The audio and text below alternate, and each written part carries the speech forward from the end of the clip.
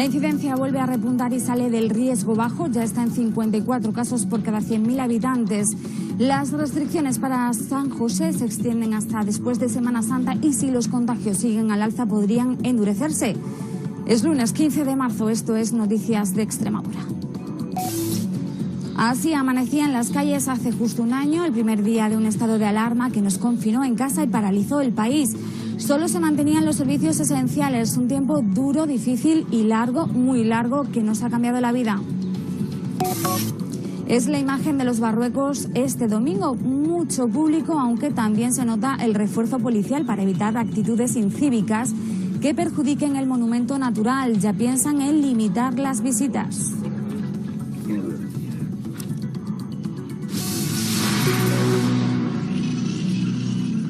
Crece la sombra de una posible cuarta ola de coronavirus en Extremadura tras un preocupante aumento de nuestra incidencia.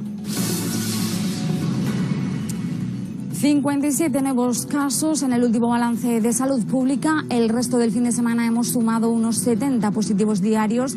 Estabilidad aún en los hospitales con 44 pacientes COVID ingresados, 2 más y 11 en las UCIs. La buena noticia, no fallece ningún extremeño en las últimas horas, pero atención porque la incidencia a 14 días vuelve a sobrepasar el umbral de riesgo bajo. Estamos en 54 casos por cada 100.000 habitantes.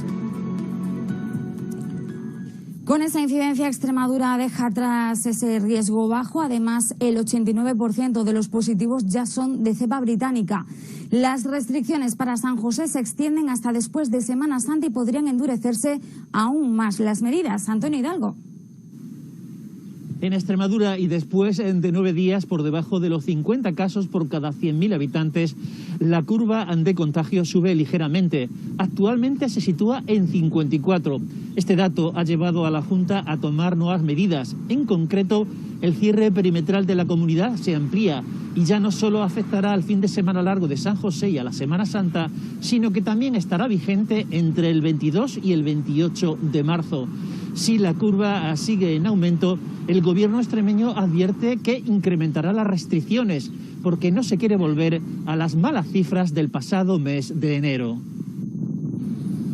Tras 2 semanas en cuarentena e información telemática por varios positivos, hoy han retomado las clases presenciales los 847 alumnos del Instituto de Llerena. También han vuelto a sus aulas los escolares del Colegio Nuestra Señora de Guadalupe de Burguillos del Cerro. En estos momentos, Extremadura mantiene 32 unidades cerradas y en formación online, además de una guardería de Navalmoral de la Mata al completo. Y en Almendralejo comienza un cribado masivo en el Colegio San Francisco tras declarar un brote con 6 contagios.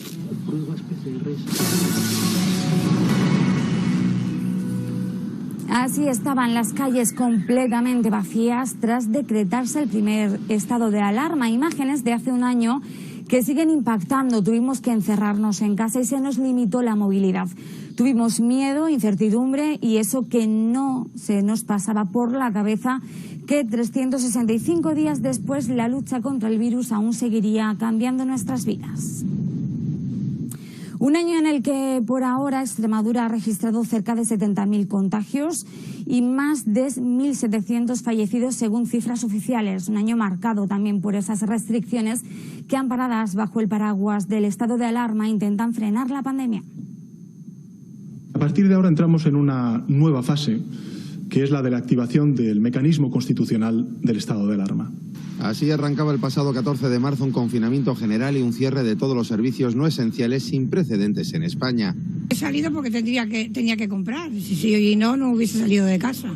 Y es que el 11 de marzo Extremadura había registrado ya su primera víctima mortal, todo era nuevo. Y así, entre dudas, 6 prórrogas del estado de alarma, el pundonor de nuestros sanitarios y la responsabilidad colectiva en general, llegamos al 21 de junio, cuando finaliza el estado de alarma. El verano transcurre con una relajación de las medidas y un toque de queda entre la medianoche y las 6 de la mañana. Ahora en la fase 3 esperamos que la gente salga más y que llenemos sobre todo las terrazas. Tras el espejismo estival se decreta un segundo estado de alarma en octubre con vigencia hasta el 9 de noviembre, sujeto a más prórrogas. Aún y así, en el puente de la Constitución y Navidades, Extremadura continúa con limitaciones de aforo en locales, pero no se cierra.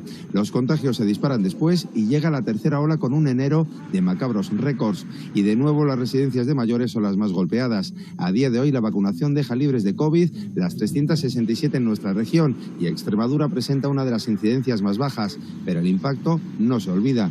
Ha sido un año muy duro, muy duro. Sigue siendo muy duro. De hecho, el reto ahora es evitar una cuarta ola en abril. Un pueblo de nuestra comunidad se confinó antes que el resto. A Arroyo de la Luz, la Junta decretó el aislamiento social de ese municipio cacereño el 13 de marzo. Sus vecinos debieron quedarse en sus domicilios asustados y nadie podía entrar ni salir de la localidad salvo por causas justificadas. Allí el coronavirus había impactado ya de lleno, contabilizaban varios contagios y solo 2 días antes había fallecido Claudia, la primera víctima mortal de la pandemia en nuestra región. Los sanitarios han sido el colectivo más imprescindible del último año. Desde aquí, gracias. Han doblado turnos, han puesto en riesgo sus vidas por las de los demás y no han tirado la toalla pese a vivir momentos muy duros en la primera línea de lucha contra el virus. Ahora nos piden no bajar la guardia. Mientras la mayoría nos quedábamos en casa, ellos tenían que mirar cara a cara al virus todos los días, sin dar abasto con los enfermos que tenían que atender y sin suficiente protección. Lo que ya venía demandando el sindicato de enfermería hacía muchos años en Extremadura, que había escasez de profesionales, tanto en los hospitales como en la atención primaria, como en los centros sociosanitarios, y también se vio que faltaba mucho material específico para trabajar con el COVID-19. 1.600 trabajadores del SES se han contagiado desde que comenzó la pandemia, una crisis sanitaria global que ha puesto a prueba a la comunidad científica. Yo creo que la ciencia ha cumplido de forma espectacular. ¿Cuándo en la historia de la humanidad se han sintetizado vacunas en menos de 10 meses, 8 meses, 6 en el mercado y 40 que llegarán en los próximos meses o años? Eso no ha ocurrido nunca.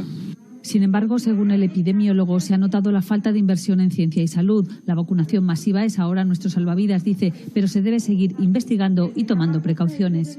Algunas de las variantes no es cierto que solo se transmitan más, sino que causan una mortalidad mayor, sin ningún tipo de duda. Y esa es una realidad, lo cual nos debe reafirmar en la necesidad de no bajar la guardia en ningún momento y en ninguna situación. Por eso augura que, aunque dejen de ser obligatorias, no podremos desterrar las mascarillas.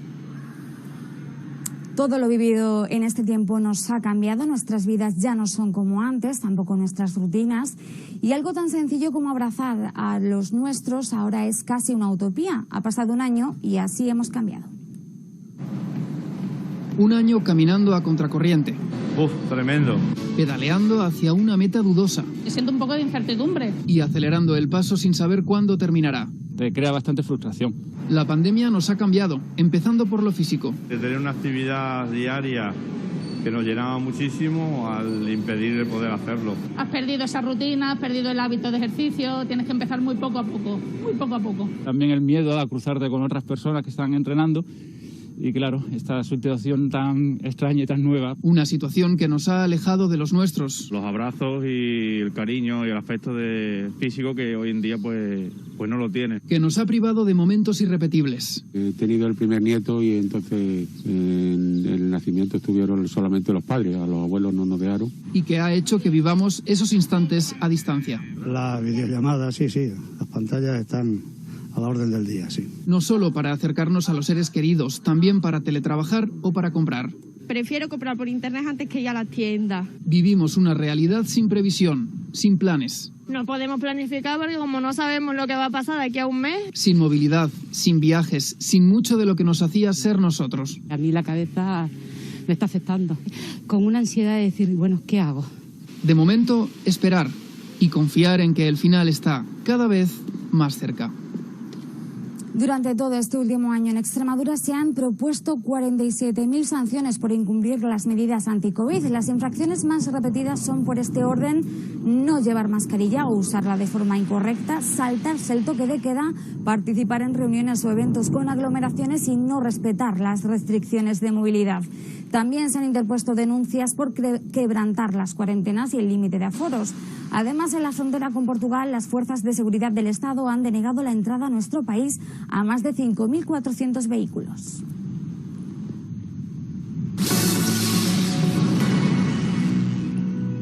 9.400.000 euros es el nivel de beneficios de Caja Rural de Extremadura durante 2020 después de impuestos. La cuota de mercado de la entidad extremeña está por encima del 7% y su volumen de negocio ha superado los 350 millones de euros. El año pasado mantuvo abiertas sus 110 oficinas y para el presente ejercicio prevé destinar 1,5 millones de euros a acciones sociales. Su director general, José María Portillo, explica que su propósito es seguir manteniendo una gestión prudente y rigurosa. Pedimos a todos tener confianza, tener esperanza y poner sacrificio y esfuerzo en salir de esta crisis. Nos esperan años difíciles, pero todos tenemos que colaborar, todos tenemos que combinar el esfuerzo para poder salir de esta situación. Como les contamos hace tan solo unos días, en Malpartida de Cáceres preocupan las visitas masivas a los Barruecos en fines de semana. Hemos querido comprobarlo este último. Junta y Ayuntamiento buscan soluciones para preservar este enclave, monumento natural desde hace 25 años. Los Barruecos es uno de los paisajes de bolos graníticos más singulares de Europa. Además, su fauna, liderada por la cigüeña blanca, convierte sus límites en un criadero único. Barruecos viene de berrueco, que significa roca de granito. No todos sus visitantes saben que se encuentran ante un monumento natural. La Junta gestiona el paraje y el Ayuntamiento de Malpartida de Cáceres le pide más señalética para que el turista se documente y respete mejor este entorno. Porque al final el que viene a jugar al balón, el que viene a hacer camping, el que viene a hacer acampadas incluso por la noche, el que viene a acercarse a orillas donde hay una avifauna muy delicada, pues se está entrometiendo en un espacio natural protegido y puede causar un daño pues irreparable. De hecho, semanas atrás hubo vehículos al borde de las charcas y en época de nidificación especialmente el efecto es muy perjudicial. Los Barruecos es un espacio para la visita, la fotografía y el paseo. En momento de pandemia apetecen los lugares al aire libre, pero un monumento natural exige que todos sepamos cuidarlo. La gente que nos comportamos de la manera correcta es predicar con el ejemplo y que esa gente, ese 10% que no se comportan como deberían, que vean en nosotros un ejemplo de cómo deben actuar. Que bien cuidado está muy bonito, pero hay que mantenerlo bien. La serie Juego de Tronos convirtió a los Barruecos en la estampa extraída de un siglo medieval, una pincelada de arroyos que al final dirigen sus aguas al río Salor, enclave abierto a los viajeros. De los viajeros depende que prosiga como una joya en el tiempo.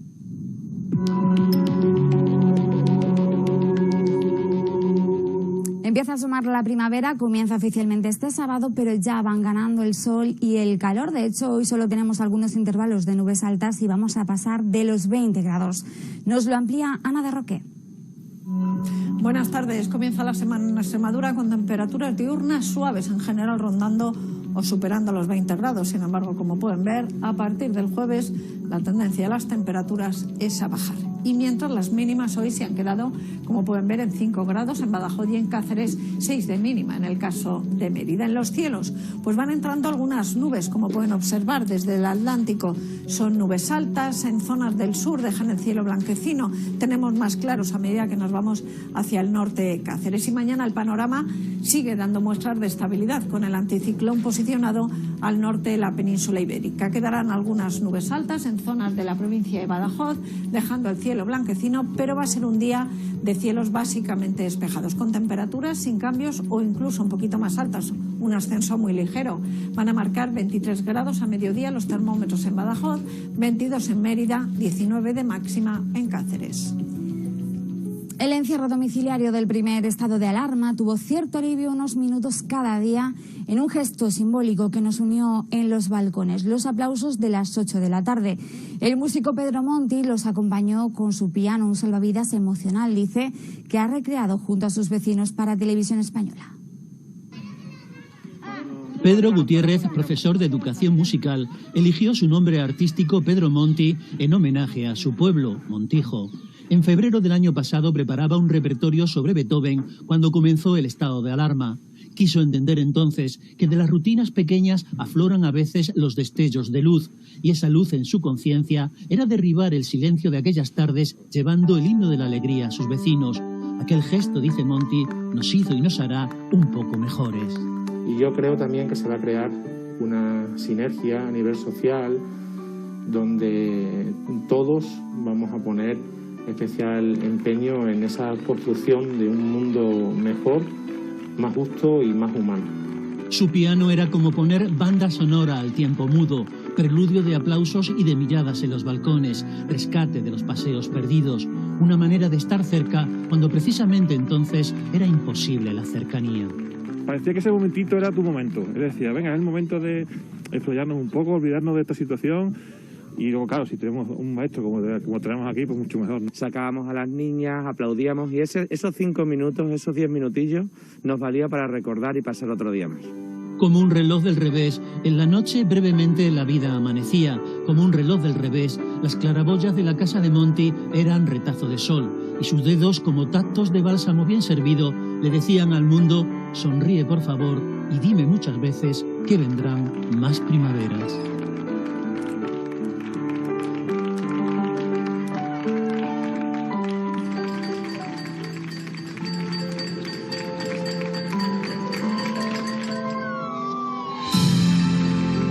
Aplausos que se extendieron por toda Extremadura mientras nuestras calles estaban vacías. Dimos así las gracias a los sanitarios por su lucha incansable contra el virus.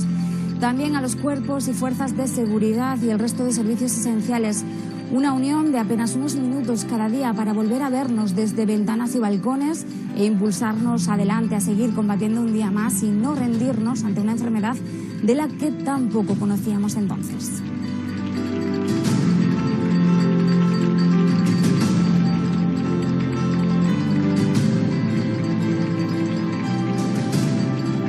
A las 3, especial telediario, un año de COVID, repasando lo vivido desde el primer estado de alarma, y justo después, a las 4, volvemos con más noticias de Extremadura. Hasta luego.